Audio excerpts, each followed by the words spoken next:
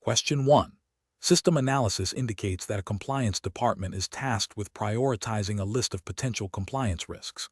The department has identified several risks, including data privacy breaches, anti-bribery and corruption violations, and insider trading.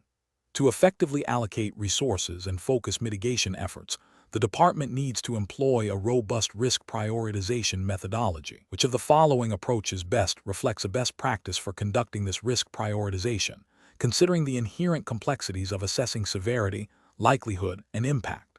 Option A.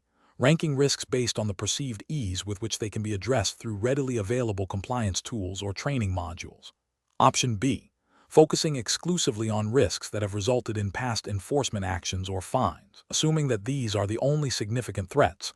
Option C. Qualitative assessment that systematically evaluates the potential severity of a risk event, the likelihood of its occurrence, and the potential impact on the organization's reputation, financial stability, and legal standing, and then combines these factors to assign a risk rating. Option D. Prioritizing risks based on which ones are most frequently discussed in industry news, regardless of their specific applicability or potential impact on the organization. Correct answer is C. A qualitative assessment that systematically evaluates the potential severity of a risk event, the likelihood of its occurrence, and the potential impact on the organization's reputation, financial stability, and legal standing, and then combines these factors to assign a risk rating. Explanation. Scenario analysis. This scenario presents a common challenge in compliance and ethics programs, effectively prioritizing risks when resources are limited. The challenge lies in moving beyond a superficial assessment to a nuanced understanding of how different risk factors interact and influence the overall risk profile of an organization. A compliance professional must balance the need for comprehensive risk assessment with the practical constraints of implementation, ensuring that the most significant threats to the organization's integrity and regulatory standing receive the most attention. The difficulty arises from the subjective nature of assessing severity, likelihood, and impact, and the need to establish a consistent and defensible methodology. Correct approach analysis. The correct approach involves a structured, qualitative assessment that considers the interdependencies of severity, likelihood, and impact. Best professional practice dictates a methodology that allows for the aggregation of these factors to determine a risk score or rating. This approach is best professional practice because it aligns with the principles of a robust risk management framework, which is a cornerstone of effective compliance programs. Specifically, it enables the organization to 1. Identify and understand the potential consequences of a risk event, severity and impact. 2. Estimate the probability of such an event occurring, likelihood. 3. Combine these elements to create a prioritized list of risks, allowing for the allocation of resources to the most critical areas. This systematic evaluation ensures that the compliance program is proactive rather than reactive, focusing on preventing or mitigating risks before they materialize. It also provides a defensible basis for decision-making and resource allocation to senior management and the board, demonstrating due diligence and a commitment to ethical conduct and regulatory adherence. Incorrect approaches analysis. One incorrect approach is to solely focus on the perceived severity of a risk without considering its likelihood or the potential impact on the organization. This leads to a skewed prioritization, where low probability, high severity risks might consume disproportionate resources, while high probability, moderate impact risks are overlooked. This is a regulatory and ethical failure because it does not represent a comprehensive risk assessment, potentially leaving the organization vulnerable to more frequent, albeit less catastrophic, breaches. Another incorrect approach is to prioritize risks based on the ease of mitigation rather than their inherent risk level. This can lead to a compliance program that addresses superficial or easily solvable issues while neglecting more complex systemic risks that pose a greater threat. This is a regulatory and ethical failure, as it prioritizes expediency over effectiveness, failing to adequately protect the organization from significant compliance and ethical breaches. A third incorrect approach is to rely solely on historical incident data, without forward-looking analysis. While historical data is valuable, it may not capture emerging risks or changes in the regulatory landscape. This approach is a regulatory and ethical failure because it can lead to a compliance program that is out of date and fails to address new or evolving threats, thereby not fulfilling the duty of care to maintain an effective compliance framework. Professional reasoning. Professionals should adopt a risk assessment framework that is both comprehensive and adaptable. This involves 1. Establishing clear definitions for severity, likelihood, and impact, tailored to the organization's specific context and industry. 2. Developing a scoring or rating system that allows for the qualitative aggregation of these factors. 3. Regularly reviewing and updating the risk assessment methodology and the identified risks to account for changes in the business environment, regulatory requirements, and emerging threats. 4. Engaging relevant stakeholders across the organization to ensure a holistic understanding of risks. 5. Documenting the entire risk assessment process, including the rationale for prioritization, to ensure transparency and accountability. Question 2. Stakeholder feedback indicates that while the company is committed to preventing bribery and corruption, there is concern that a proposed standardized compliance program might impose an undue burden on low-risk business units, potentially hindering their operational efficiency. The compliance officer is tasked with developing and implementing a program that meets the absolute priority directive from senior management to ensure robust anti-bribery measures, which approach best balances regulatory requirements with operational realities. Option A. Prioritize the implementation of the most stringent anti-bribery controls across all business units immediately, as directed by senior management's absolute priority mandate, deferring detailed risk assessments and business unit feedback until after initial implementation. Option B. Implement a uniform, comprehensive set of anti-bribery controls across all business units to ensure absolute consistency and minimize any perception of differential treatment, regardless of individual unit risk profiles. Option C. Focus compliance efforts exclusively on business units that have historically reported higher instances of compliance issues, assuming lower-risk units require minimal oversight and can manage their own compliance with basic guidelines. Option D. Develop and implement a tiered compliance program where the intensity and scope of controls are directly proportionate to the identified bribery and corruption risk level of each business unit, informed by a thorough risk assessment and stakeholder consultation. The correct answer is D. Develop and implement a tiered compliance program where the intensity and scope of controls are directly proportionate to the identified bribery and corruption risk level of each business unit, informed by a thorough risk assessment and stakeholder consultation. Explanation. Scenario analysis. This scenario presents a common challenge in compliance program development, balancing the need for robust controls with the practical realities of business operations and resource constraints. The compliance officer must interpret and apply the relevant regulatory framework, likely the UK Bribery Act 2010, given the CCEP context, often implies a global perspective with a strong UK/EU leaning, to a situation where different business units have varying levels of risk and existing controls. The challenge lies in ensuring a consistent yet adaptable approach that satisfies legal obligations without unduly hindering legitimate business activities. The absolute priority directive from senior management adds pressure, requiring a decision that is both compliant and strategically sound. Correct approach analysis. The correct approach involves a risk-based methodology, a cornerstone of effective compliance programs under frameworks like the UK Bribery Act 2010.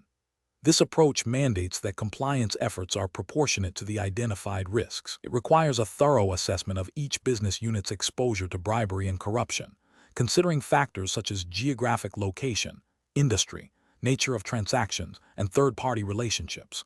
Based on this assessment, the compliance program can then be tailored, allocating resources and implementing controls where they are most needed. This ensures that the program is both effective in mitigating high risks and efficient in its use of resources, aligning with the principle of proportionality, often emphasized in regulatory guidance. It demonstrates a commitment to preventing bribery, while acknowledging that not all business activities carry the same level of risk. Incorrect approach is analysis. Implementing a one-size-fits-all approach across all business units, regardless of their risk profile, is a significant regulatory and ethical failure. This approach is inefficient, potentially overburdening low-risk units with unnecessary controls and diverting resources from high-risk areas. It fails to demonstrate a proportionate and risk-based approach, which is a key expectation of regulators. Focusing solely on the absolute priority directive from senior management without a thorough risk assessment would be a critical error. While senior management commitment is vital, it must be informed by a proper understanding of the risks and the regulatory requirements. Blindly implementing measures without this understanding could lead to ineffective controls or the imposition of controls that are not legally mandated or practically feasible, potentially leading to non-compliance or operational disruption. Ignoring the feedback from business units and proceeding with a predetermined set of controls without consultation is also problematic. While the compliance officer has the ultimate responsibility, effective compliance requires collaboration and buy-in from those on the ground. Failing to engage with business units can lead to resistance, poor implementation, and a compliance program that is disconnected from operational realities, ultimately undermining its effectiveness and potentially leading to breaches. Professional reasoning. Professionals should adopt a structured decision-making process that begins with understanding the regulatory landscape, e.g., UK Bribery Act 2010. This is followed by a comprehensive risk assessment to identify and evaluate potential areas of non-compliance. The next step involves designing and implementing controls that are proportionate to the identified risks. Crucially, this process requires ongoing monitoring, review, and adaptation, incorporating feedback from all relevant stakeholders, including business units and senior management. The absolute priority directive should be interpreted as a mandate to ensure robust compliance, but the method of achieving this must be risk-based and strategically sound, not a blanket imposition of measures. Question 3. Assessment of a compliance officer's strategy for addressing a newly identified deficiency in the company's anti-bribery policy, specifically concerning the lack of detailed procedures for conducting due diligence on third-party intermediaries, within the context of the UK Bribery Act 2010. Option A. Develop a new, standalone procedure document detailing the steps for third-party due diligence, including risk assessment criteria, documentation requirements, and escalation protocols. This procedure will be integrated with the existing anti-bribery policy and disseminated to all relevant personnel, with training provided. Option B. Advise the board that the company will address this issue only if a specific incident involving a third party arises, to avoid unnecessary administrative burden. Option C. Amend the existing anti-bribery policy to include a general statement emphasizing the importance of conducting due diligence on third parties, without providing specific procedural steps. Option D. Engage external legal counsel to draft a comprehensive due diligence procedure, without consulting internal business units or the compliance team on its practical implementation. The correct answer is A. Develop a new, standalone procedure document detailing the steps for third-party due diligence, including risk assessment criteria, documentation requirements, and escalation protocols. This procedure will be integrated with the existing anti-bribery policy and disseminated to all relevant personnel, with training provided. Explanation. The scenario presents a common challenge in compliance program management, ensuring policies and procedures remain relevant and effective in a dynamic regulatory environment. The professional challenge lies in balancing the need for comprehensive documentation with the practicalities of implementation and the risk of creating overly rigid or outdated guidance. Careful judgment is required to identify the most effective method for updating and disseminating critical compliance information. The correct approach represents best professional practice because it directly addresses the identified gap in the anti-bribery policy by incorporating specific, actionable guidance on third-party due diligence. This aligns with the CCEP's emphasis on practical, risk-based compliance programs. By involving relevant business units and legal counsel, it ensures the updated procedure is not only compliant with the UK Bribery Act 2010, but also operationally feasible and understood by those who will implement it.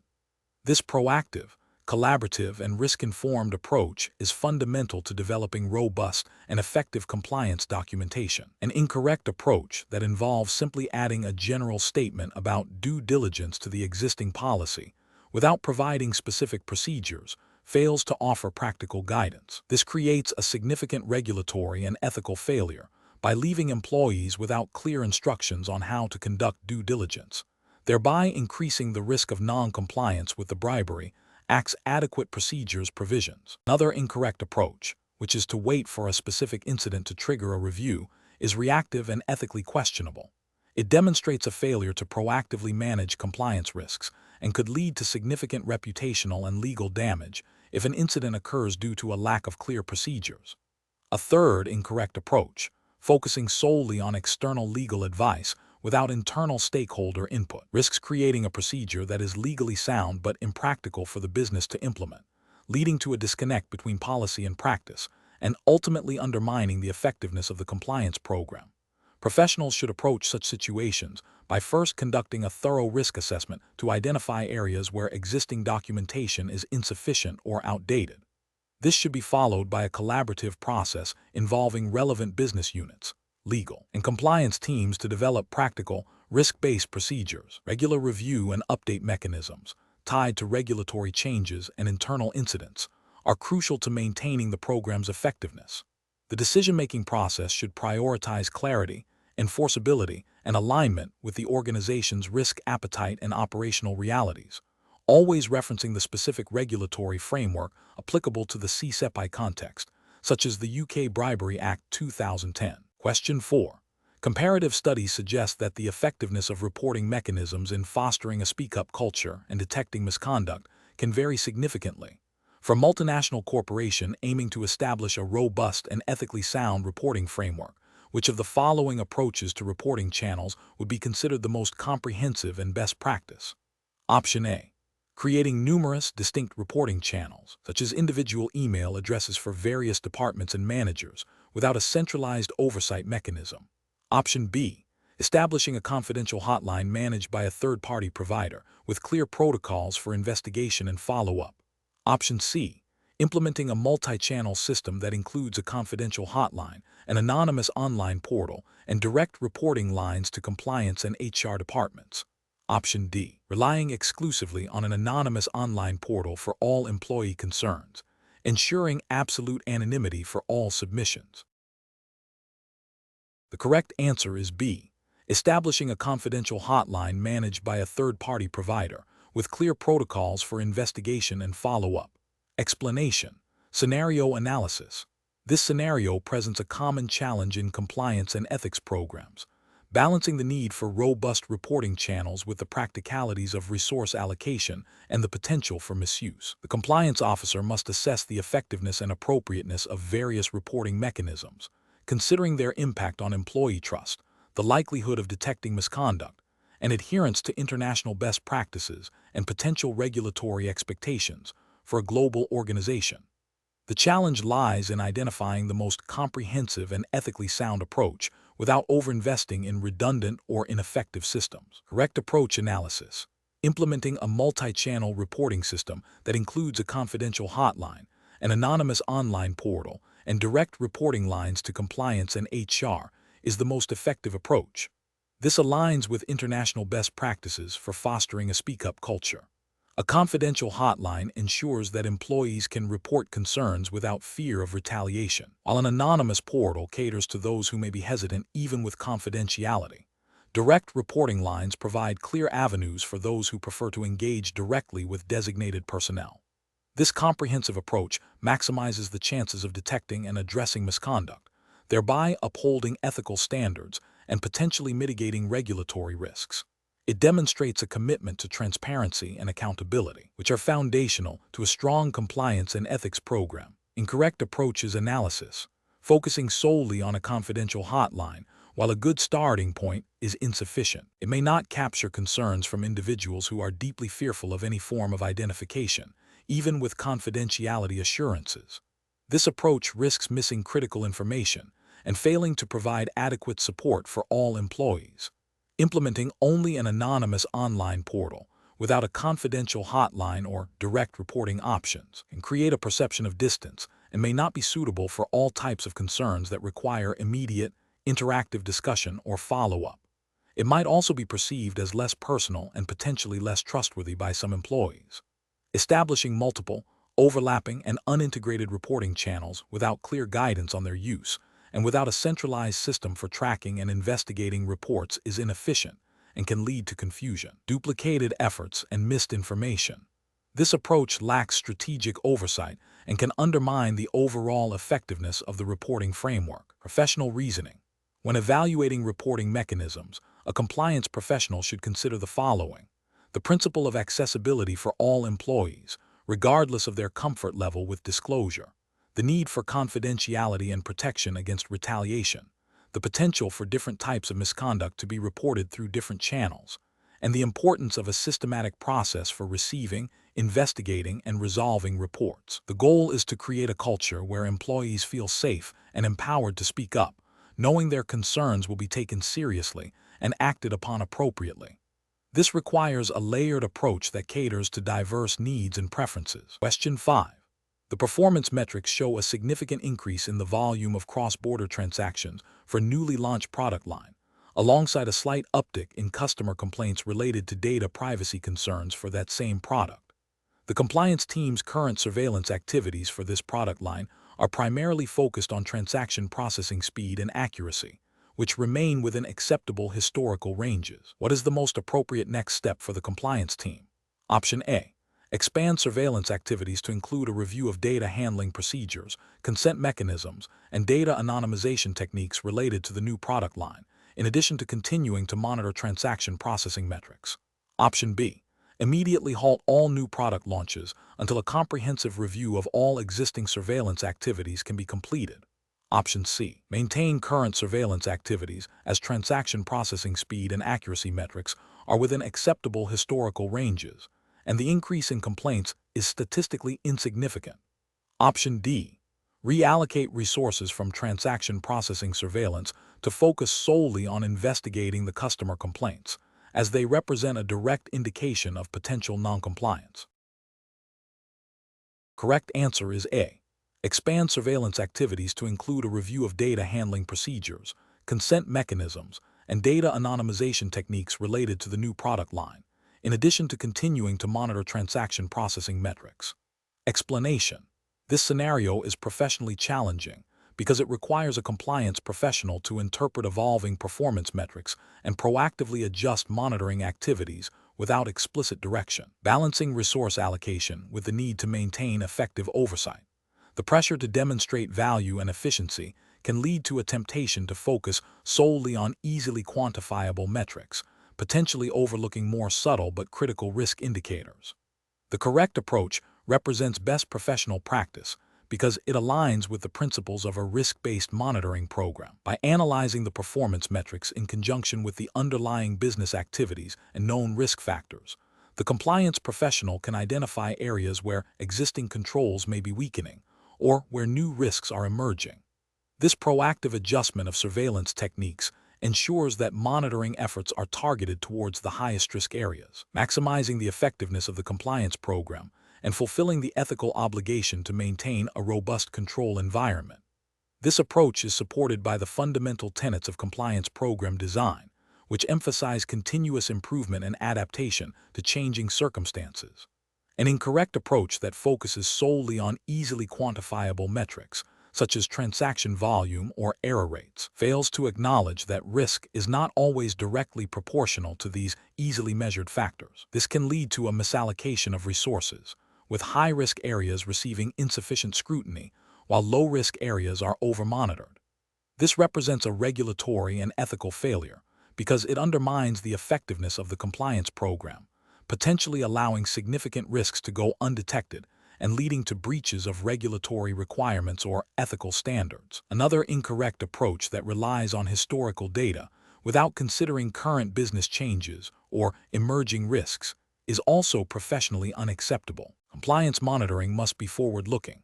Sticking to outdated surveillance methods based on past patterns without adapting to new products, services, or market conditions creates blind spots.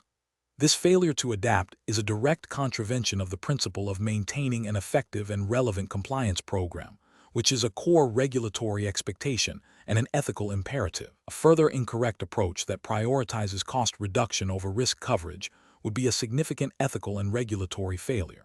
While efficiency is important, it should never come at the expense of adequate risk mitigation. Reducing monitoring activities in areas identified as having moderate to high risk, simply to save costs, exposes the organization to unacceptable levels of potential harm and regulatory sanctions. This demonstrates a lack of professional judgment and a disregard for the fundamental purpose of a compliance function. The professional decision-making process for similar situations should involve a systematic risk assessment. This includes understanding the business context, identifying potential risks, evaluating the effectiveness of existing controls, and then designing monitoring activities that are proportionate to the identified risks. When performance metrics or other intelligence suggest a shift in risk, the process should involve re-evaluating the risk assessment, recalibrating monitoring techniques, and documenting the rationale for any changes. This iterative process ensures that the compliance program remains agile and effective in safeguarding the organization. Question 6. To address the challenge of onboarding a new corporate client that operates in a sector with a moderate risk profile for money laundering, which of the following approaches best aligns with the UK's money laundering regulations, MLR, and the Financial Conduct Authority's, FCA, guidance on customer due diligence, CDD? Option A. Conduct enhanced due diligence, including verifying beneficial ownership and the source of funds, and obtaining a clear understanding of the client's business activities and the purpose of the business relationship based on the initial risk assessment. Option B. Accept the client's self-declaration of their business activities and beneficial ownership without seeking independent verification to expedite the onboarding process. Option C. Implement a standardized, low-level due diligence process for all clients, regardless of their sector or perceived risk. To ensure consistent and swift onboarding, Option D. Request extensive documentation for all clients, including detailed personal financial statements for individual beneficial owners, even for low-risk entities, to ensure absolute certainty. The correct answer is A. Conduct enhanced due diligence, including verifying beneficial ownership and the source of funds, and obtaining a clear understanding of the client's business activities and the purpose of the business relationship, based on the initial risk assessment. Explanation: this scenario is professionally challenging because it requires a compliance professional to balance the imperative of robust Know Your Customer (KIC) and customer due diligence (CDD) processes with the practical realities of onboarding new clients in a competitive market.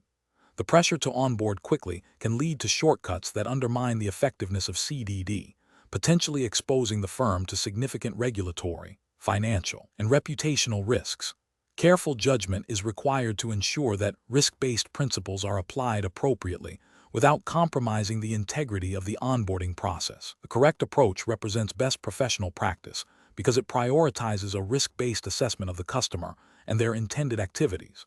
This aligns directly with the principles of the UK's money laundering regulations, MLR, and the Financial Conduct Authority's, FCA, guidance, which mandate that firms apply CDD measures proportionate to the assessed risk. By seeking additional information and documentation based on the initial risk indicators, the firm demonstrates a commitment to understanding its customer and mitigating potential money laundering or terrorist financing risks, thereby fulfilling its regulatory obligations and ethical responsibilities. An incorrect approach that relies solely on the client's self-declaration without independent verification or further inquiry fails to meet the regulatory standard for CDD. This is a significant regulatory failure, as it bypasses the essential steps required to establish the identity and understand the business of the customer, leaving the firm vulnerable to being used for illicit purposes. Ethically, it represents a dereliction of duty to protect the financial system from abuse. Another incorrect approach that involves accepting minimal documentation for all clients, regardless of risk, is also a regulatory failure. This demonstrates a lack of a risk-based approach, which is a cornerstone of effective AML/CTF compliance. It can lead to inadequate due diligence for high-risk clients, increasing the firm's exposure.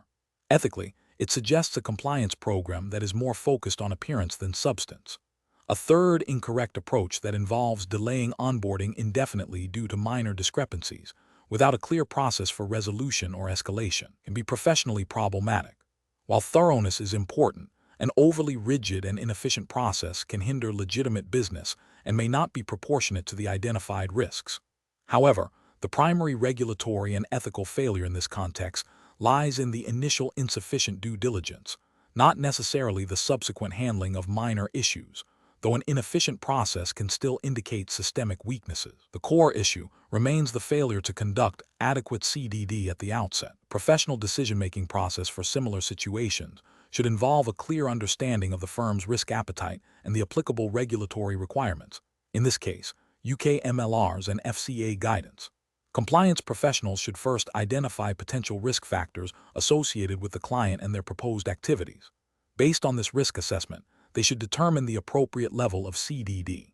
If initial information suggests higher risk, further verification and information gathering are necessary. The process should be documented, and any deviations from standard procedures should be justified and approved.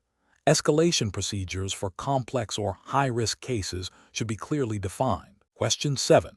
Market research demonstrates that a significant portion of employees in multinational corporations struggle to consistently apply complex international anti-bribery regulations in their daily work, leading to increased compliance risks.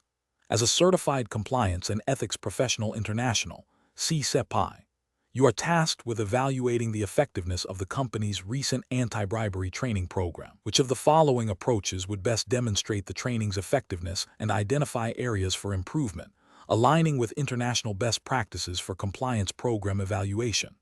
Option A. Analyzing post-training quiz scores and tracking employee attendance records to confirm completion of the mandatory sessions.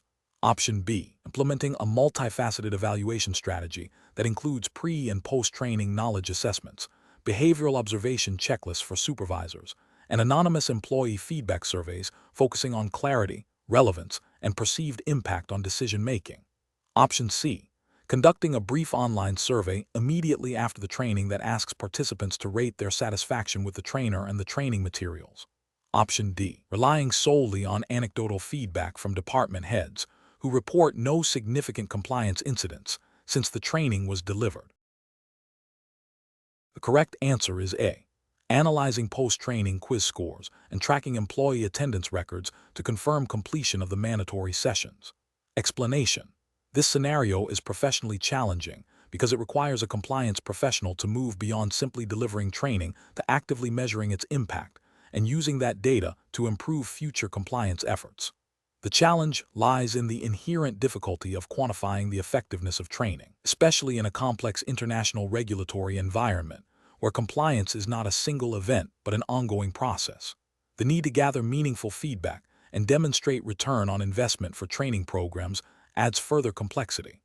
The correct approach represents best professional practice because it aligns with the principles of continuous improvement and risk mitigation inherent in robust compliance programs. By focusing on measurable outcomes and incorporating feedback loops, the organization can identify gaps in understanding, assess behavioral changes, and adapt training content to address emerging risks and regulatory shifts. This proactive and data-driven approach is essential for demonstrating due diligence and fostering a strong culture of compliance, which is a key expectation under international compliance standards. An incorrect approach that relies solely on attendance records fails to measure actual learning or behavioral change. This is a regulatory and ethical failure because it provides a false sense of security, suggesting compliance is achieved when it may not be. It neglects the core purpose of training, which is to instill knowledge and promote compliant behavior, thereby increasing the organization's exposure to regulatory sanctions and reputational damage. Another incorrect approach that focuses only on post-training quizzes without follow-up or qualitative feedback is also deficient. Quizzes can assess knowledge retention. They often fail to capture the nuances of application in real-world scenarios or identify barriers to compliance. This can lead to a misinterpretation of training effectiveness, leaving critical risks unaddressed and potentially violating ethical obligations to ensure employees are truly equipped to comply. A third incorrect approach that prioritizes speed and cost efficiency over thorough evaluation risks superficiality. Compliance training is a critical investment in risk management. Cutting corners on evaluation undermines the entire purpose of the training, potentially leading to significant financial and legal repercussions if noncompliance occurs due to inadequate understanding or application of learned principles. The professional decision-making process for similar situations should involve a structured approach. First, clearly define the objectives of the training program, linking them to specific compliance risks. Second, select evaluation methods that directly measure progress towards these objectives, incorporating both quantitative e.g., knowledge assessments, behavioral observation, and qualitative e.g., feedback surveys, focus groups, data. Third, establish a feedback loop to analyze evaluation results and use them to refine training content, delivery methods, and overall compliance strategy. Finally, document the evaluation process and its outcomes to demonstrate accountability and continuous improvement to stakeholders and regulators. Question 8. Operational review demonstrates that despite the implementation of a comprehensive anti-bribery and corruption training program, a significant number of employees continue to exhibit behaviors that indicate a lack of understanding or adherence to the established policies. Which of the following approaches would be the most effective in addressing this compliance program deficiency? Option A. Immediately increase the frequency of the existing anti-bribery and corruption training sessions for all employees to reinforce the message. Option B. Implement a stricter enforcement policy with immediate disciplinary action for any employee found to be non-compliant with anti-bribery and corruption policies, regardless of prior training effectiveness. Option C. Initiate a complete redraft of all anti-bribery and corruption policies and procedures, assuming the current ones are too complex or unclear for employees to understand. Option D. Conduct a thorough analysis of the training content, delivery methods, and employee comprehension through feedback mechanisms and targeted assessments to identify specific areas of weakness, and then revise the training accordingly. The correct answer is D. Conduct a thorough analysis of the training content, delivery methods, and employee comprehension through feedback mechanisms and targeted assessments to identify specific areas of weakness, and then revise the training accordingly. Explanation. Scenario analysis.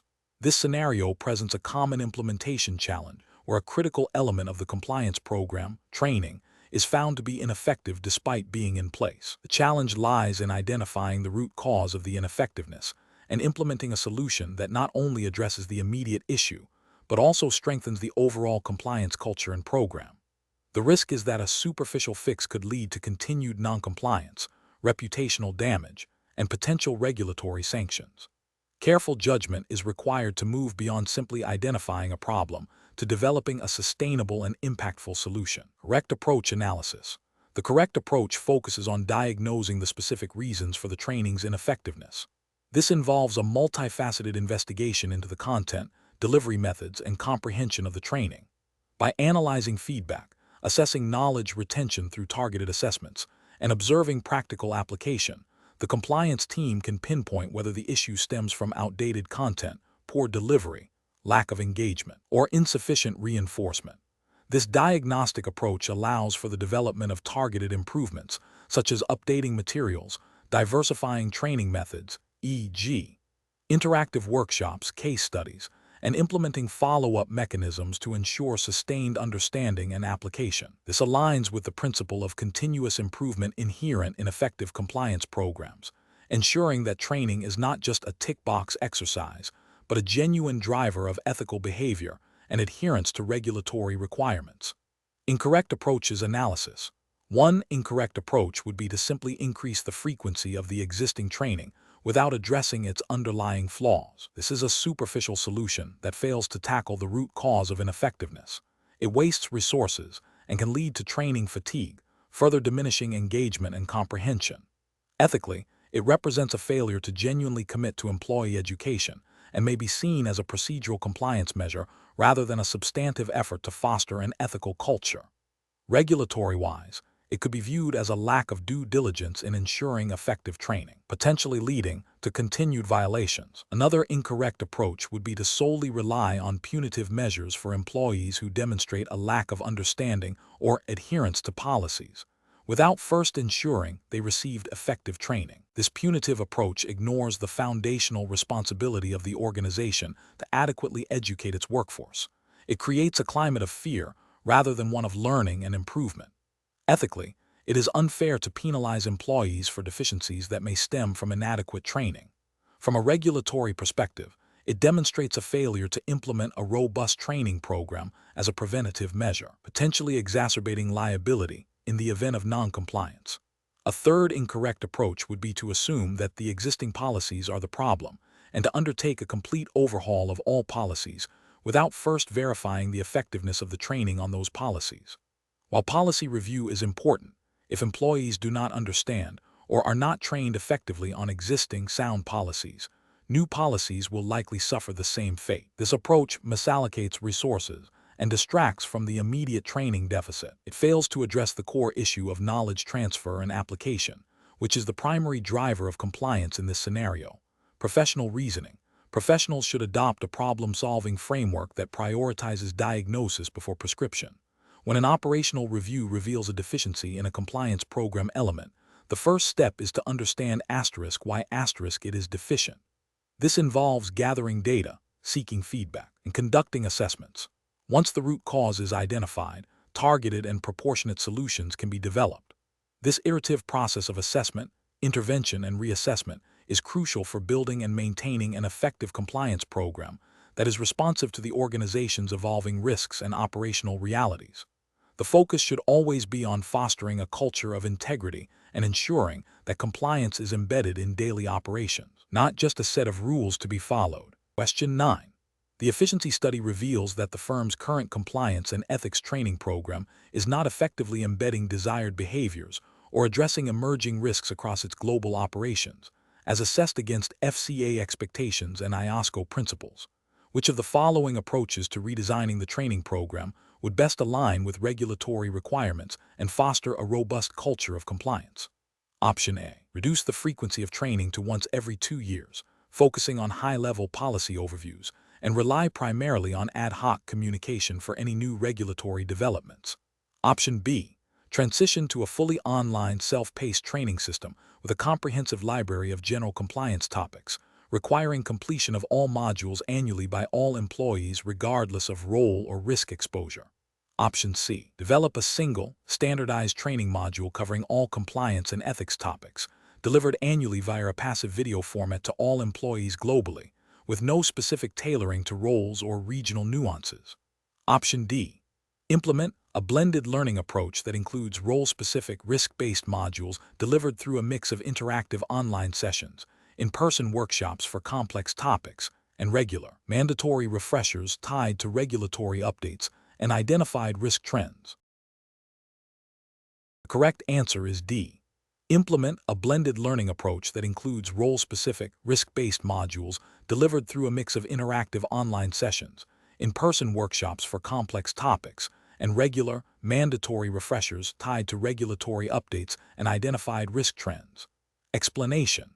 The efficiency study reveals that the current compliance training program for a multinational financial services firm, operating under the purview of the UK's Financial Conduct Authority, FCA, and adhering to relevant International Organization of Securities Commissions, IOSCO, principles for compliance and ethics, is underperforming. This scenario is professionally challenging because it requires a nuanced understanding of how to effectively design and deliver training that not only meets regulatory requirements, but also fosters a genuine culture of compliance and ethical behavior across diverse employee groups and geographical locations. The firm must balance the need for comprehensive content with practical delivery methods and appropriate frequency, all while demonstrating due diligence to the FCA.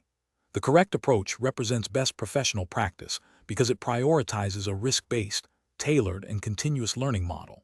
This aligns with FCA expectations for robust compliance frameworks, which emphasize proactive risk management and ongoing competence. By segmenting training based on roles and risks and employing a blended delivery approach, the firm can ensure relevance and engagement, thereby improving knowledge retention and application. Regular refreshers and updates, tied to emerging risks and regulatory changes, demonstrate a commitment to maintaining a high standard of compliance and ethical conduct, which is a key expectation for regulated entities. This approach fosters a proactive compliance culture rather than a reactive, tick-box exercise. An incorrect approach that focuses solely on a one-size-fits-all, annual, lecture-based delivery would be professionally unacceptable. This fails to acknowledge the varying levels of risk exposure and knowledge needs across different employee segments, leading to disengagement and ineffective learning. It also risks being outdated quickly, failing to address emerging risks or regulatory amendments, which could be viewed by the FCA as a deficiency in the firm's compliance program. Another incorrect approach that relies exclusively on online self-paced modules without any interactive elements or follow-up would also be problematic. While convenient, this method can lead to superficial engagement and a lack of practical application, potentially missing opportunities for deeper understanding and discussion of complex ethical dilemmas. Furthermore, infrequent or ad hoc training without a structured schedule demonstrates a lack of systematic approach to compliance education, which is a fundamental requirement for regulated entities. This can lead to knowledge gaps and an increased likelihood of compliance breaches. The professional reasoning process for similar situations should involve a thorough risk assessment to identify key compliance and ethical risks relevant to the firm's operations and employee roles. This should be followed by a needs analysis to understand current knowledge gaps and learning preferences. Based on these assessments, a training strategy should be developed that incorporates diverse content tailored to specific audiences, utilizes a variety of delivery methods to maximize engagement and retention, and establishes a frequency that ensures ongoing learning and adaptation to evolving risks and regulations. Regular evaluation of training effectiveness through assessments, feedback, and monitoring of compliance metrics is crucial for continuous improvement. Question 10. Consider a scenario where a multinational corporation's compliance department has completed its annual risk assessment. The assessment identified several key risk areas, including anti-bribery and corruption, data privacy, and insider trading. The team is now deciding how to use these findings to improve the compliance program. Which of the following approaches best reflects a proactive and effective strategy for program enhancement based on the risk assessment? Option A. The compliance team will update the anti-bribery and corruption training modules to focus on the specific types of bribery identified as high risk in the assessment, and will also develop new internal controls for data privacy in areas where the assessment revealed significant vulnerabilities. Option B. The compliance team will create a summary report of the risk assessment findings for senior management and consider it a completed task for the year, assuming the existing compliance program is generally adequate. Option C. The compliance team will archive the risk assessment report and focus on addressing the risks that have historically led to the most compliance violations, as these are the most familiar and easiest to manage. Option D. The compliance team will prioritize addressing the risks that occur most frequently, regardless of their potential impact, as these represent the most immediate operational concerns. The correct answer is A. The compliance team will update the anti-bribery and corruption training modules to focus on the specific types of bribery identified as high risk in the assessment, and will also develop new internal controls for data privacy in areas where the assessment revealed significant vulnerabilities. Explanation.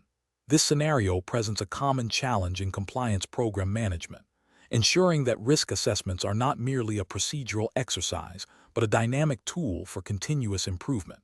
The professional challenge lies in moving beyond a static identification of risks to a proactive and adaptive approach that genuinely informs program adjustments. Careful judgment is required to discern between superficial compliance and substantive risk mitigation. The correct approach represents best professional practice because it directly links the risk assessment findings to actionable improvements within the compliance program. This aligns with the principles of a robust compliance framework, which mandates that identified risks should drive the allocation of resources, the refinement of policies and procedures, and the enhancement of training. Regulatory expectations, such as those implied by the U.S. sentencing guidelines or the principles underpinning the UK Bribery Act, emphasize a proactive and risk-based approach to compliance, requiring organizations to tailor their programs to their specific risk profile. Ethical considerations also demand that organizations genuinely address the risks they face, rather than simply documenting them. An incorrect approach that relies solely on historical data without considering emerging threats or changes in the business environment fails to meet the dynamic nature of risk management. This can lead to a compliance program that is out of sync with current realities, potentially leaving the organization exposed to new or evolving risks. Ethically, this represents a failure to exercise due diligence and a potential disregard for the organization's duty to operate with integrity. Another incorrect approach that focuses only on the most frequently occurring risks, neglecting high-impact but less frequent risks, creates a blind spot. This can result in significant unforeseen liabilities. Regulatory frameworks often require consideration of the severity of potential harm, not just the likelihood of occurrence. Ethically, this approach prioritizes convenience over comprehensive protection. A further incorrect approach that treats the risk assessment as a one-time event disconnected from ongoing monitoring and evaluation, undermines the continuous improvement cycle. Compliance is not static. It requires regular reevaluation. This approach fails to adapt to changes in the regulatory landscape, business operations, or the external environment, leading to an outdated and ineffective program. This is a failure to implement a living, breathing compliance program as envisioned by regulatory bodies and ethical standards. The professional decision-making process for similar situations should involve a cyclical approach. First, conduct a comprehensive risk assessment that considers both likelihood and impact and incorporates forward-looking elements. Second, analyze the findings to identify gaps and areas for improvement in the existing compliance program. Third, develop and implement specific, measurable, achievable, relevant, and time-bound, SMART action plans to address these identified risks. Fourth, monitor the effectiveness of these actions and the overall compliance program, feeding this information back into the next iteration of the risk assessment. This iterative process ensures that the compliance program remains relevant, effective, and aligned with the organization's risk profile and regulatory obligations. Question 11. The investigation demonstrates that a global financial institution's compliance department is struggling to identify and assess emerging risks associated with decentralized finance, DeFi, protocols, and non-fungible tokens, NFT, due to the rapid pace of innovation and the lack of clear, universally applied regulatory guidance. Which of the following proactive monitoring and analysis approaches would best equip the compliance department to identify and address these emerging risks in line with international best practices and ethical obligations? Option A. Relying primarily on historical transaction data and existing anti-money laundering (AML) typologies to flag suspicious activities within DeFi and NFT markets, assuming that established patterns will adequately capture new risks. Option B. Implementing a comprehensive program that integrates advanced data analytics for transaction monitoring and sentiment analysis with regular engagement with industry forums, regulatory bodies, and subject matter experts to gather intelligence on evolving threats and best practices. Option C.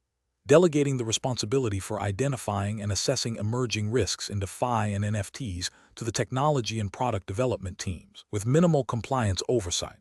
Option D. Establishing a dedicated internal research team to analyze publicly available information on DeFi and NFTs without actively seeking external validation or engaging with industry stakeholders. The correct answer is B. Implementing a comprehensive program that integrates advanced data analytics for transaction monitoring and sentiment analysis with regular engagement with industry forums, regulatory bodies, and subject matter experts to gather intelligence on evolving threats and best practices. Explanation. The investigation demonstrates a scenario where a compliance officer must proactively identify emerging risks in a rapidly evolving digital asset market. The challenge lies in distinguishing between genuine, material risks and speculative noise, while also ensuring that the monitoring processes are robust enough to capture subtle shifts in regulatory sentiment and technological advancements. This requires a sophisticated understanding of both the business operations and the relevant regulatory landscape, which for the CCEP exam is primarily guided by international standards and best practices, often referencing frameworks like those from the Financial Action Task Force, FATF, and principles espoused by bodies like the International Organization of Securities Commissions, IOSCO, as well as general principles of good corporate governance and ethical conduct applicable across jurisdictions. The correct approach involves a multifaceted strategy that combines quantitative data analysis with qualitative intelligence gathering. This includes leveraging advanced analytics tools to monitor transaction patterns, social media sentiment, and news feeds for early indicators of illicit activity or regulatory scrutiny. Crucially, it also necessitates engaging with industry peers, regulators, and subject matter experts to gain insights into emerging threats and evolving best practices. This holistic method ensures that the identification of emerging risks is not merely reactive but anticipatory, allowing for the timely implementation of preventative controls and policy adjustments. This aligns with the ethical imperative to maintain the integrity of financial systems and protect stakeholders from potential harm, as well as the regulatory expectation for robust risk management frameworks. An incorrect approach would be to solely rely on historical data and established risk indicators. This fails to acknowledge the dynamic nature of emerging risks, particularly in areas like digital assets, where innovation outpaces traditional regulatory frameworks. Such a narrow focus would likely lead to a delayed response, increasing the likelihood of regulatory breaches, reputational damage, and financial losses. Another incorrect approach would be to over-index on anecdotal evidence or unverified rumors without a systematic process for validation. This can lead to misallocation of resources, unnecessary alarm, and a lack of credibility for the compliance function. A third incorrect approach would be to delegate emerging risk identification solely to IT or operational teams without adequate compliance oversight and integration. This risks a disconnect between technical detection and the regulatory and ethical implications of identified risks. Professionals should adopt a structured, risk-based approach to emerging risk identification. This involves establishing clear methodologies for scanning the external environment, assessing the potential impact and likelihood of identified risks, and prioritizing them for further investigation and mitigation. Regular review and refinement of these processes, informed by internal and external feedback, are essential. A culture of open communication and collaboration across departments, as well as with external stakeholders, is vital for effective emerging risk management. Question 12. Upon reviewing a recent internal audit report that identified a pattern of minor but repeated breaches of the company's anti-bribery policy by a specific department, the compliance officer is tasked with recommending a course of action for policy enforcement, disciplinary measures, and remediation. The breaches, while not resulting in financial loss or reputational damage, indicate a potential gap in understanding or adherence to the policy. The goal is to optimize the process for addressing such recurring issues effectively and ethically. Which of the following approaches best aligns with best practices for policy enforcement and process optimization in this context? Option A. Issue a general reminder about the anti-bribery policy via email to all staff, and consider the matter closed without further disciplinary action or specific remediation efforts for the department. Option B. Conduct individual disciplinary hearings for each employee involved, imposing escalating penalties based on the number of past infractions, but without any overarching departmental review or targeted training. Option C. Implement a mandatory, company-wide refresher training on the anti-bribery policy for all employees, coupled with a formal warning issued to the department head, and a review of departmental procedures to identify and rectify any systemic weaknesses contributing to the breaches. Option D. Impose immediate, severe disciplinary action, including termination, on all employees within the department found to have committed the breaches, without further investigation into the specific circumstances or intent. The correct answer is C. Implement a mandatory, company-wide refresher training on the anti-bribery policy for all employees, coupled with a formal warning issued to the department head, and a review of departmental procedures to identify and rectify any systemic weaknesses contributing to the breaches. Explanation.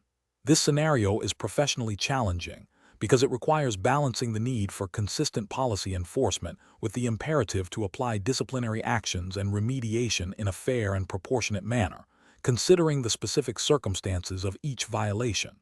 The CCEP professional must navigate potential biases, ensure due process, and implement corrective measures that not only address the immediate infraction, but also prevent future occurrences, all within the framework of applicable international compliance standards and ethical principles. The correct approach represents best professional practice because it emphasizes a structured, evidence-based process for determining disciplinary actions and remediation. This involves a thorough investigation to establish facts, a clear link between the violation and the chosen consequence, and a focus on remediation that addresses root causes. This aligns with principles of natural justice, fairness, and the ethical obligation to uphold the integrity of the compliance program. It also supports the goal of process optimization by ensuring that disciplinary actions are not only punitive, but also contribute to improving internal controls and employee understanding of compliance obligations. An incorrect approach that focuses solely on punitive measures without considering the context or the potential for rehabilitation fails to meet ethical standards and may be seen as overly harsh or arbitrary, potentially leading to employee disengagement and a perception of unfairness. This can undermine the overall effectiveness of the compliance program. Another incorrect approach that prioritizes expediency over thoroughness, such as imposing a standard penalty without investigation, risks miscarriages of justice, fails to identify underlying systemic issues, and can lead to inconsistent application of policy. This is a failure in due diligence and ethical conduct. A third incorrect approach that neglects remediation, focusing only on the disciplinary aspect, misses a critical opportunity to strengthen the compliance culture and prevent recurrence. This is a failure to optimize the compliance process and address root causes effectively. Professionals should employ a decision-making framework that begins with understanding the alleged violation and gathering all relevant facts through a fair and impartial investigation. This should be followed by an assessment of the severity of the violation, its impact, and any mitigating or aggravating factors. Based on this assessment, appropriate disciplinary actions should be determined in accordance with established policies and procedures, ensuring consistency and proportionality. Crucially, remediation plans should be developed and implemented to address the root causes of the violation and to reinforce compliance expectations. Regular review and evaluation of the effectiveness of both disciplinary actions and remediation are essential for continuous process optimization. Question 13. Stakeholder feedback indicates that the current process for reviewing employee disciplinary actions and appeals is perceived by some as overly bureaucratic and lacking in perceived fairness. As a compliance and ethics professional, you are tasked with evaluating potential improvements to ensure employee rights and protections are robustly upheld. Which of the following approaches best aligns with best practices for review and appeals processes in a compliance and ethics framework? Option A. Establish a clear, accessible appeals procedure that allows employees to submit a written appeal within a reasonable timeframe, outlining the grounds for their appeal, and ensuring that the review is conducted by a designated internal committee or individual who was not involved in the initial disciplinary decision. Option B. Implement a tiered appeal system where only decisions resulting in termination or significant financial penalties are eligible for a formal review by an independent panel, with all other appeals being handled by the original decision-maker's direct supervisor. Option C. Streamline the appeals process by allowing the original disciplinary decision-maker to conduct a final review of any appeal, focusing solely on whether company policy was followed, without considering new evidence or mitigating circumstances presented by the employee. Option D. Limit the scope of appeals to procedural errors only, requiring employees to submit their appeal within 48 hours of the disciplinary decision, and prohibiting any discussion of the merits of the original decision or any new information. The correct answer is B. Implement a tiered appeals system where only decisions resulting in termination or significant financial penalties are eligible for a formal review by an independent panel, with all other appeals being handled by the original decision-maker's direct supervisor. Explanation. Scenario analysis. This scenario is professionally challenging because it requires balancing the organization's need for efficient internal processes with the fundamental rights of employees to fair treatment and due process when facing disciplinary action. The challenge lies in ensuring that the review and appeals process is not merely a formality, but a robust mechanism that upholds ethical standards and regulatory compliance, particularly concerning employee protections. Missteps can lead to legal repercussions, reputational damage, and a breakdown of trust within the workforce. Correct approach analysis. The correct approach represents best professional practice because it directly aligns with the principles of natural justice and fairness, which are often implicitly or explicitly embedded in international compliance frameworks and ethical codes. A process that allows for independent review by a body not involved in the initial decision-making, provides clear communication of grounds for appeal, and offers a reasonable timeframe for submission and response, ensures that employees have a genuine opportunity to present their case. This approach fosters a culture of transparency and accountability, which are cornerstones of effective compliance and ethics programs. It also minimizes the risk of arbitrary or biased decisions, thereby protecting employees from unfair dismissal or disciplinary action, a key ethical and often regulatory imperative. Incorrect approach is analysis, an approach that limits appeals to only the most severe disciplinary actions, without providing a clear rationale for such limitations, fails to uphold the principle of universal fairness. This creates a perception of unequal treatment and can lead to employee dissatisfaction and potential legal challenges based on discrimination or procedural unfairness. It also risks overlooking less severe, but still impactful disciplinary measures that could be flawed. An approach that designates the original decision-maker or their direct superior as the sole reviewer for appeals is fundamentally flawed. This violates the principle of an independent review and introduces a significant risk of bias, as the reviewer may be predisposed to uphold their own or their subordinate's initial decision. This lack of impartiality undermines the integrity of the appeals process and fails to provide employees with a truly fair hearing. An approach that imposes an unreasonably short deadline for submitting an appeal, without considering the complexity of the case or the employee's access to information, can effectively deny an employee their right to appeal. This is procedurally unfair and can be seen as an attempt to circumvent the appeals process, leading to ethical breaches and potential regulatory scrutiny for failing to provide adequate employee protections. Professional reasoning. Professionals should approach this situation by first understanding the specific regulatory and ethical obligations related to employee rights and disciplinary processes within their operating jurisdiction. This involves consulting relevant codes of conduct, employment law principles, and any internal policies. The decision-making process should prioritize fairness, transparency, and impartiality. This means designing or evaluating review and appeals processes that offer a genuine opportunity for redress, are conducted by independent parties, and provide clear, accessible procedures. Professionals must consider the potential impact on employee morale and trust, as well as the legal and reputational risks associated with inadequate processes. A proactive approach, involving regular review and stakeholder consultation, is crucial to ensure ongoing compliance and ethical adherence. Question 14. Examination of the data shows that the Compliance Department has implemented a new mandatory anti-bribery training program for all employees. The current record-keeping process involves collecting signed attendance sheets from each training session and storing them in a central filing cabinet. Which of the following approaches to record keeping for this training best aligns with robust compliance practices and regulatory expectations for demonstrating training completion? Option A. Relying on a general statement from department heads confirming that their teams have attended the training without specific individual records. Option B. Storing only the training facilitator's attendance log, which confirms that the session was conducted without individual employee verification. Option C. Maintaining a digital database that records each employee's completion of the training module, including the date of completion and a record of their score on the post-training assessment. Option D. Keeping a separate log for each training module that lists the topics covered, but without linking specific employees to their attendance or completion. The correct answer is C. Maintaining a digital database that records each employee's completion of the training module, including the date of completion and a record of their score on the post-training assessment. Explanation.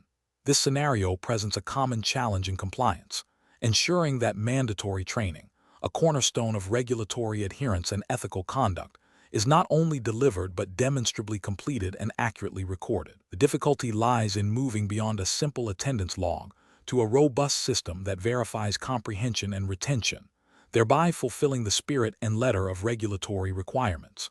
The professional challenge is to design and implement a record-keeping system that is both efficient and effective in proving compliance, especially in the face of potential regulatory scrutiny or internal audits. The correct approach represents best professional practice because it directly addresses the regulatory imperative for demonstrable training completion and its impact on an individual's compliance responsibilities.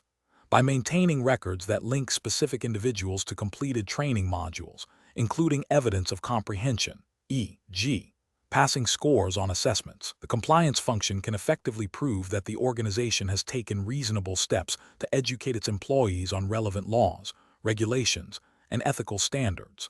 This proactive and verifiable approach minimizes the risk of non-compliance and strengthens the organization's defense in the event of an incident.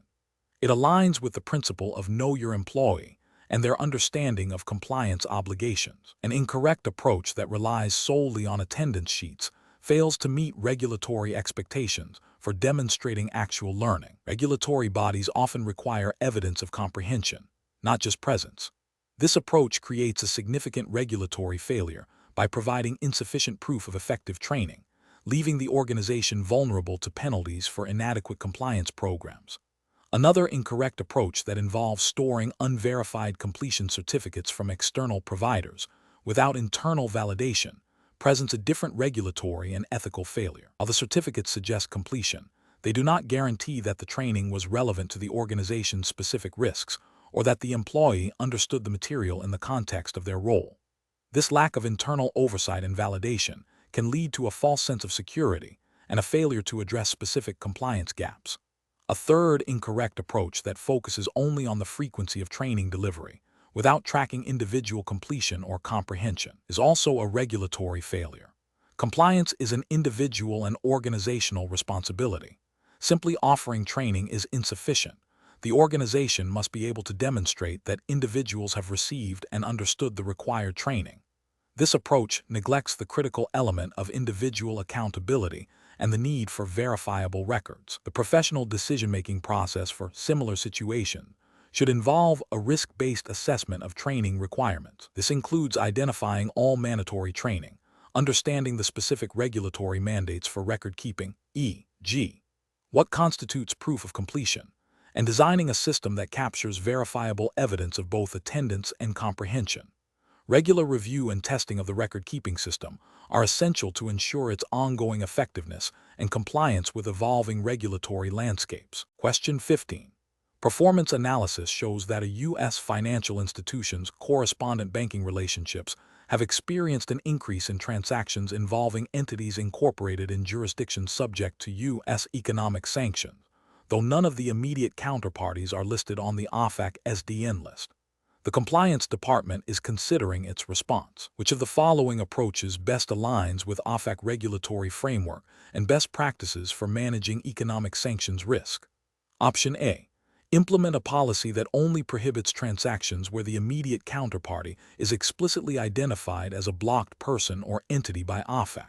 Option B. Enhance due diligence on transactions originating from or destined for sanctioned jurisdictions, including scrutinizing the ultimate beneficial owners and the flow of funds to identify potential indirect dealings with sanctioned parties or economies, and review the applicability of any country-specific or sectoral sanctions programs. Option C. Continue to rely on direct screening of immediate counterparties against the SDN list, as the absence of direct matches indicates compliance with OFAC regulations. Option D. Focus compliance efforts solely on the immediate counterparty's jurisdiction of incorporation, assuming that if it is not a sanctioned country, the transaction is permissible. The correct answer is B. Enhance due diligence on transactions originating from or destined for sanctioned jurisdictions, including scrutinizing the ultimate beneficial owners and the flow of funds to identify potential indirect dealings with sanctioned parties or economies, and review the applicability of any country-specific or sectoral sanctions programs. Explanation. This scenario is professionally challenging because it requires a nuanced understanding of OFAC Office of Foreign Assets Control, sanctions programs and their extraterritorial reach, particularly concerning the interpretation of facilitation and the due diligence obligations of U.S. persons and entities. The complexity arises from the potential for indirect involvement in sanctioned activities, where a U.S. person might not directly engage with a specially designated national SDN, but could still be deemed to have facilitated a prohibited transaction. This necessitates a robust compliance program that goes beyond simply screening against SDN lists to actively identifying and mitigating risks associated with transactions that could indirectly benefit sanctioned parties or economies. The correct approach represents best professional practice because it demonstrates a proactive and comprehensive understanding of OFAC regulatory intent. By implementing enhanced due diligence measures that extend to identifying potential indirect dealings with sanctioned entities or jurisdictions, the compliance team is actively working to prevent violations. This aligns with OFAC guidance, which emphasizes the importance of risk-based compliance programs and the need to consider the totality of circumstances surrounding a transaction. The focus on understanding the ultimate beneficial owners and the flow of funds is crucial in identifying potential games or circumvention strategies that could lead to violations. An incorrect approach that relies solely on direct screening against SDN lists is professionally unacceptable. This failure stems from a superficial understanding of sanctions regulations, which often prohibit not only direct dealings, but also the facilitation of prohibited transactions. Such an approach ignores the possibility of indirect involvement, such as through intermediaries or shell companies, which are common methods for circumventing sanctions. This regulatory failure can lead to significant penalties, reputational damage, and legal repercussions. Another incorrect approach that focuses only on the immediate counterparty status, without considering the nature of the transaction or the potential for indirect benefit to a sanctioned party, is also flawed. OFAC regulations are designed to prevent the economic benefit from reaching sanctioned entities. Ignoring the substance of the transaction and the ultimate destination of funds or goods can lead to unintentional violations. This represents an ethical failure to uphold the spirit and intent of the sanctions regime, even if the letter of a basic screening process is followed. A third incorrect approach that assumes a transaction is permissible simply because the immediate counterparty is not on an SDN list, without considering the broader economic sanctions programs, e.g., country-based sanctions or sectoral sanctions, is also a significant regulatory and ethical lapse. OFAC administers various sanctions programs that may restrict dealings with entire countries, sectors, or specific types of activities, regardless of whether the immediate counterparty is an SDN. A failure to consider these broader program restrictions demonstrates a lack of due diligence and a disregard for the comprehensive nature of U.S. sanctions policy. The professional decision-making process for similar situations should involve a thorough risk assessment of all business activities, considering the jurisdictions involved, the nature of the counterparties, and the flow of funds. This should be supported by a robust compliance program that includes regular training, up-to-date screening tools, and clear procedures for escalating and investigating suspicious transactions. When in doubt, seeking legal counsel specializing in sanctions law is paramount to ensure compliance with the complex and evolving regulatory landscape. Question 16. Compliance review shows that a significant number of low-value, routine transactions are being processed daily, alongside a smaller volume of high-value, complex transactions. The compliance officer is tasked with designing a monitoring program to detect potential policy breaches and regulatory violations. Which of the following approaches would best ensure effective monitoring? Option A. Conduct a purely random sampling of all transactions, irrespective of their value or complexity, to ensure a broad but shallow coverage. Option B. Implement a monitoring program that segments transactions based on type and value, dedicating more intensive review to higher value and more complex transactions, while employing a risk-based sampling methodology for lower-value transactions. Option C. Rely solely on automated system alerts for suspicious activity, without any manual review or targeted sampling of specific transaction types. Option D. Focus monitoring efforts exclusively on the sheer volume of transactions, prioritizing those that are most numerous to identify any deviations from standard processing. Correct answer is B. Implement a monitoring program that segments transactions based on type and value, dedicating more intensive review to higher value and more complex transactions, while employing a risk-based sampling methodology for lower value transactions. Explanation.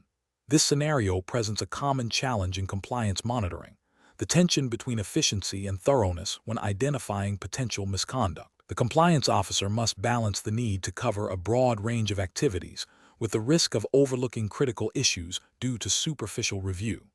The professionally challenging aspect lies in determining the appropriate level of detail and scope for monitoring to be effective without becoming impractical. The correct approach represents best professional practice because it directly addresses the identified risk by tailoring the monitoring activities to the specific nature of the transactions and the associated risks. This aligns with the principles of risk-based compliance, which emphasizes focusing resources on areas with the highest potential for non-compliance.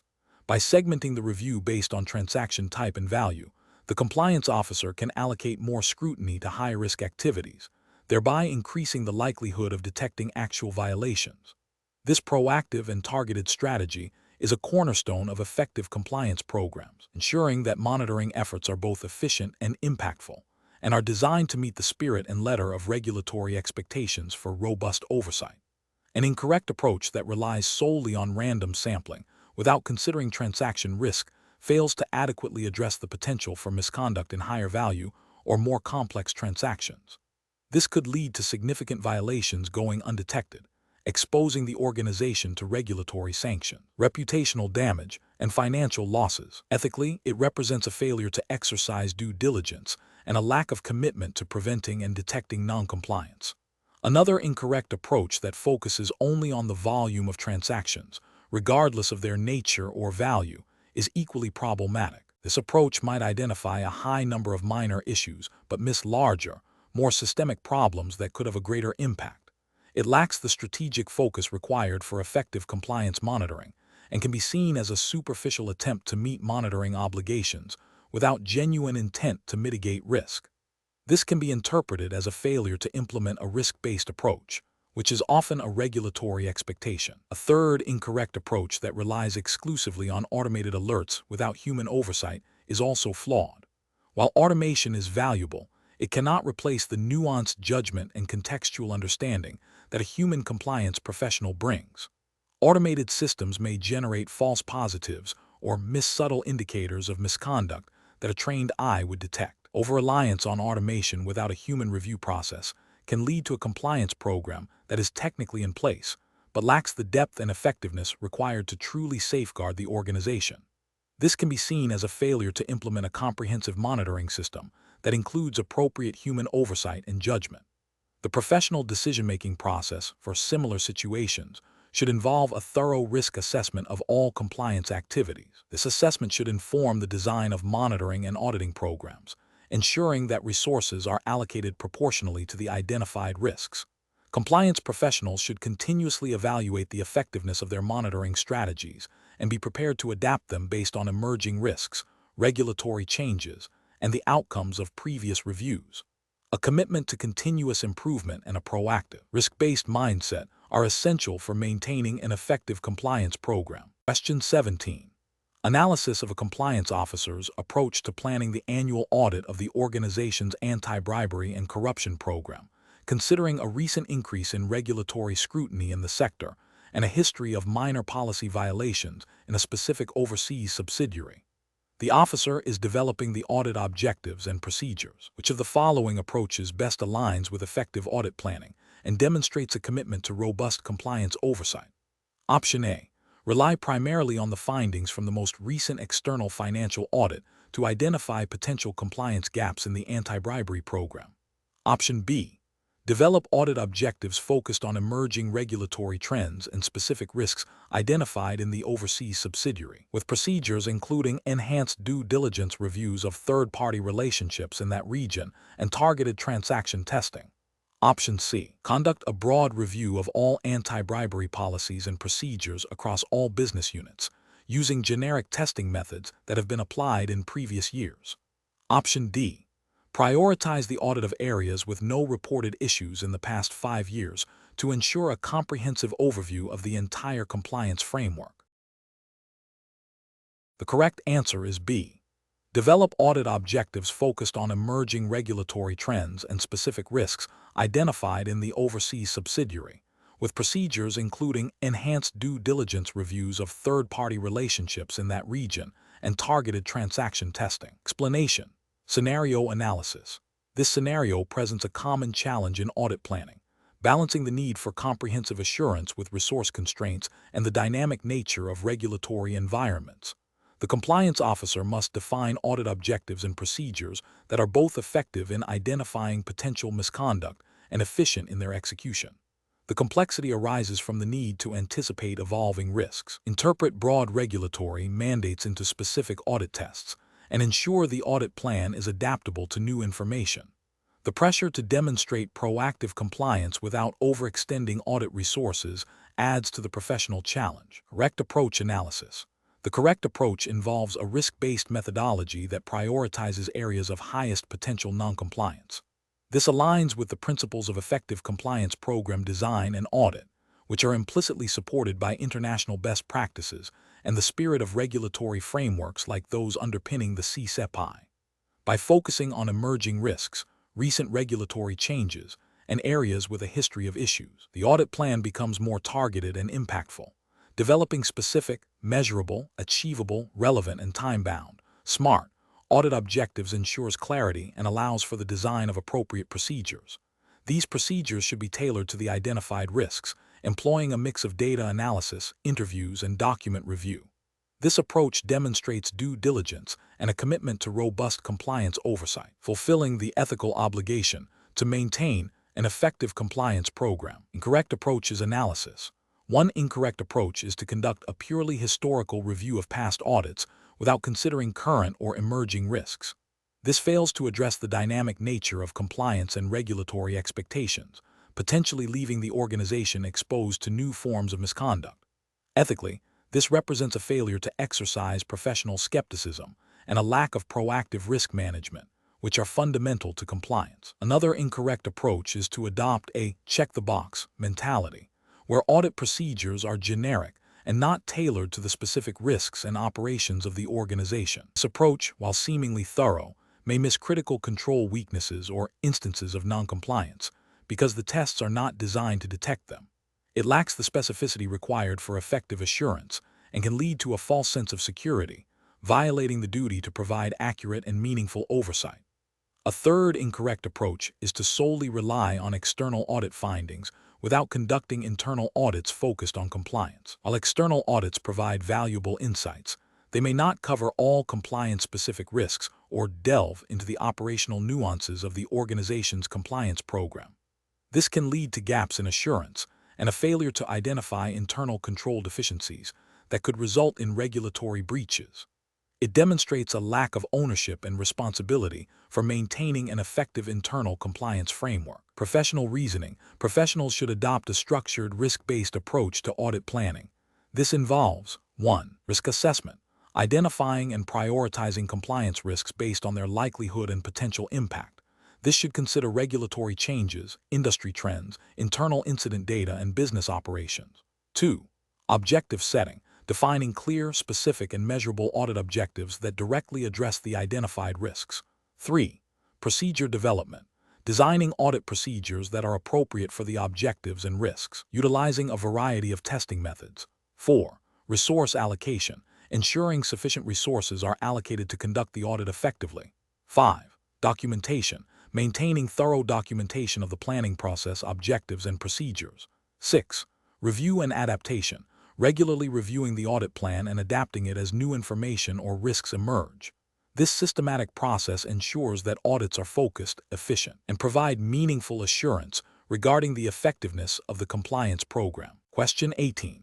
Stakeholder feedback indicates that the current compliance program reports to senior management and the board are perceived as overly detailed and lacking strategic focus.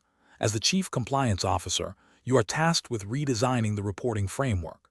Which of the following approaches best addresses this feedback while ensuring effective oversight and risk management? Option A. Increase the frequency of reporting to include detailed transactional data from all compliance activities, allowing senior management and the board to conduct their own granular analysis. Option B. Present a curated selection of positive compliance outcomes and success stories, while omitting or minimizing any negative findings or areas of concern to maintain a positive perception. Option C. Focus reporting exclusively on the number of training sessions conducted and policies updated, as these represent tangible compliance efforts.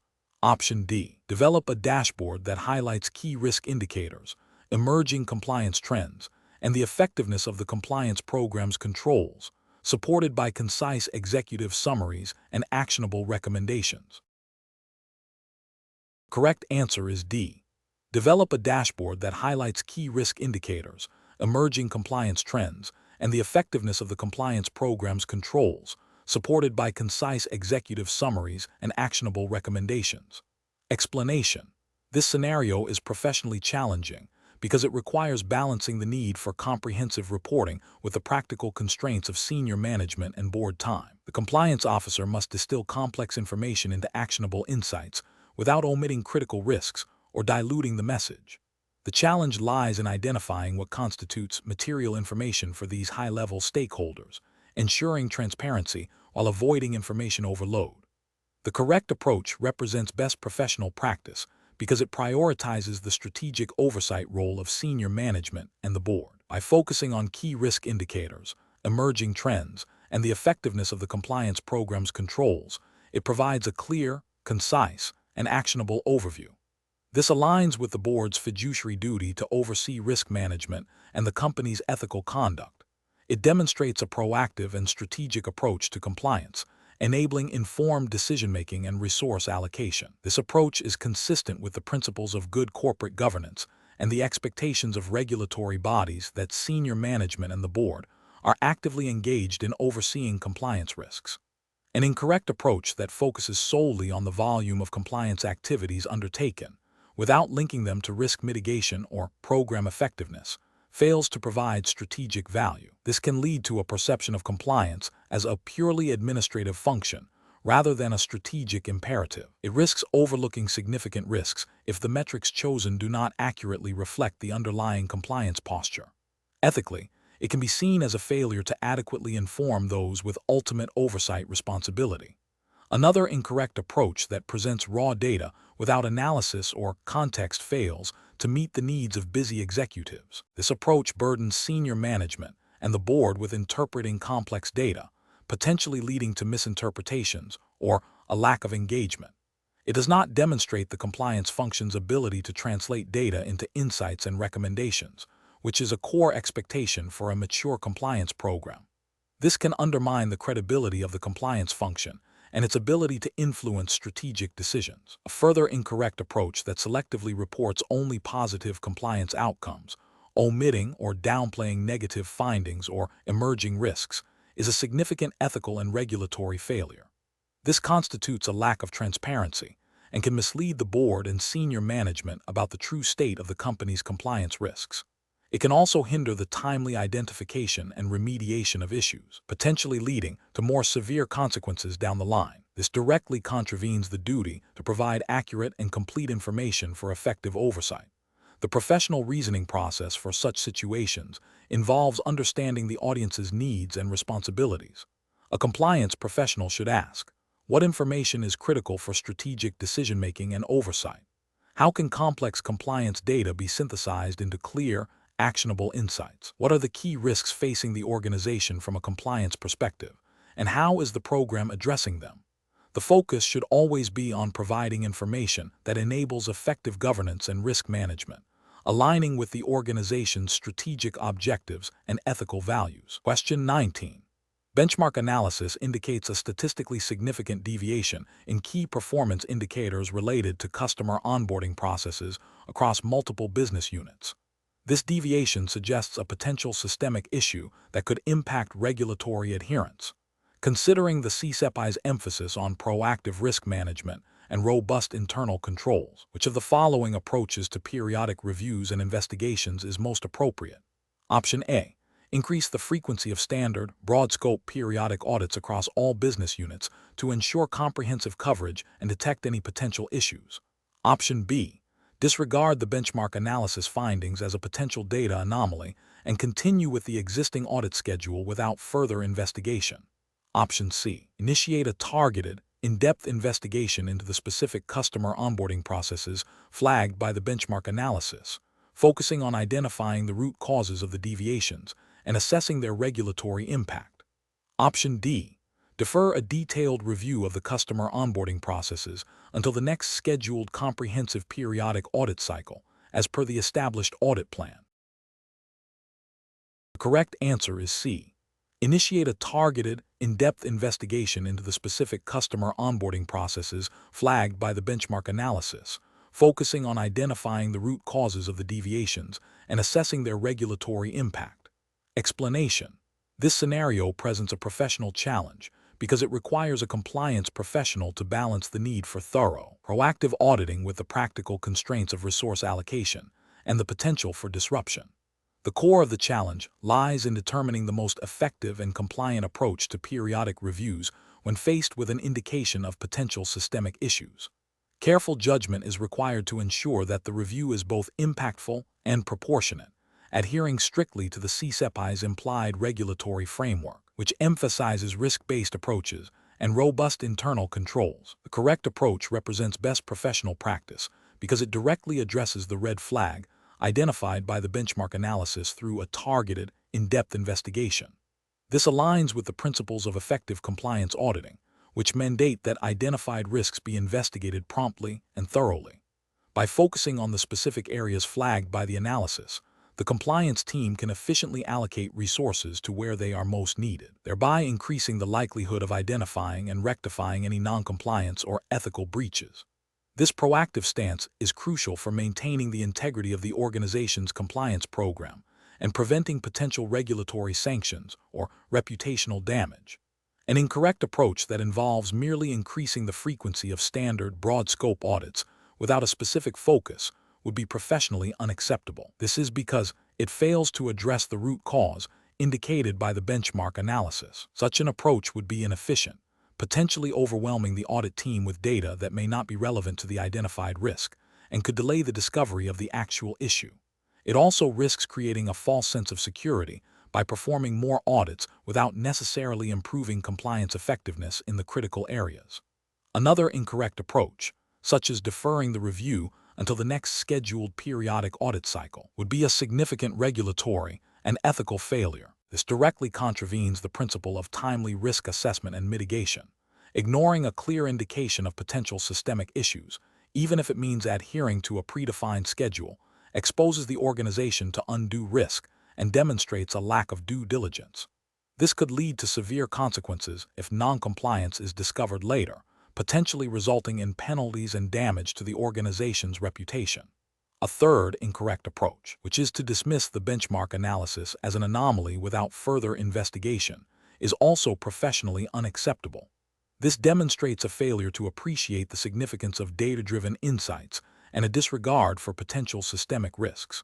Compliance professionals have an ethical and regulatory obligation to investigate credible indicators of non-compliance. Dismissing such information without due diligence is a dereliction of duty and can lead to significant compliance failures. A professional decision-making process for similar situations should involve a structured risk assessment. When an indicator of potential non-compliance arises, the compliance professional should first assess the nature and potential impact of the risk.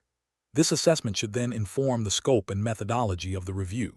The decision should prioritize a targeted, risk-based investigation over broad, unfocused activities or a passive adherence to schedules. The goal is always to ensure that compliance resources are deployed effectively to mitigate identified risks and uphold ethical standards. Question 20.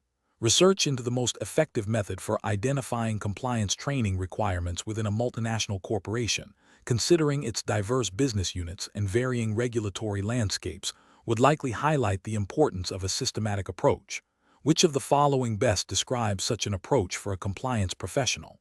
Option A. Relying primarily on employee-submitted requests for training topics that they believe are relevant to their daily tasks. Option B. Implementing a standardized, company-wide training module on general ethical principles that all employees must complete annually. Option C. Developing training programs only after compliance breaches have occurred to address the specific failures that led to the incidents. Option D. Conducting a comprehensive analysis of regulatory changes, internal audit findings, incident reports, and feedback from business units and employees to identify specific knowledge and skill gaps. The correct answer is D. Conducting a comprehensive analysis of regulatory changes, internal audit findings, incident reports, and feedback from business units and employees to identify specific knowledge and skill gaps. Explanation. This scenario presents a common challenge for compliance professionals, effectively identifying training needs in a global organization with diverse operations and regulatory landscapes. The difficulty lies in moving beyond superficial or reactive training to a proactive, needs-based approach that addresses actual risks and gaps. A robust needs assessment is crucial for ensuring that training is relevant, impactful, and demonstrably contributes to the organization's compliance culture and risk mitigation efforts. Failure to conduct a thorough needs assessment can lead to wasted resources, ineffective training, and continued exposure to regulatory and reputational risks. A correct approach involves a systematic and multifaceted process that gathers data from various sources to pinpoint specific knowledge and skill deficits related to compliance obligations. This includes analyzing regulatory changes, internal audit findings, incident reports, and feedback from business units and employees.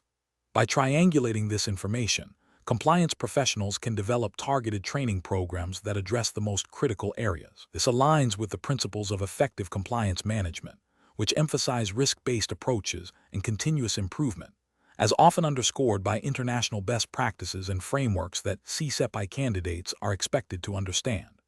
An incorrect approach would be to rely solely on a generic, one-size-fits-all training program that is not tailored to the organization's specific risks or the roles of its employees. This fails to address the nuanced compliance requirements across different business units and geographies, potentially leaving critical gaps unaddressed.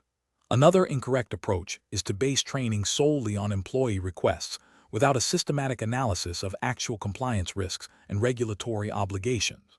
This can lead to training on less critical topics, while more significant risks are overlooked. A third incorrect approach is to only conduct training reactively after a compliance breach has occurred. While remedial training is necessary, it signifies a failure in proactive risk management and a missed opportunity to prevent the breach in the first place. Such reactive measures are less effective and more costly than a preventative, needs-driven strategy. Professionals should employ a decision-making framework that prioritizes data-driven insights and a risk-based methodology. This involves 1. Understanding the organization's business operations and the regulatory environments in which it operates. 2. Identifying potential compliance risks and areas of vulnerability. 3. Gathering intelligence from various sources, audits, incidents, employee feedback, regulatory updates. 4. Analyzing this data to determine specific training needs for different employee groups. And 5. Developing and implementing targeted training programs, followed by evaluation to measure effectiveness and identify further needs.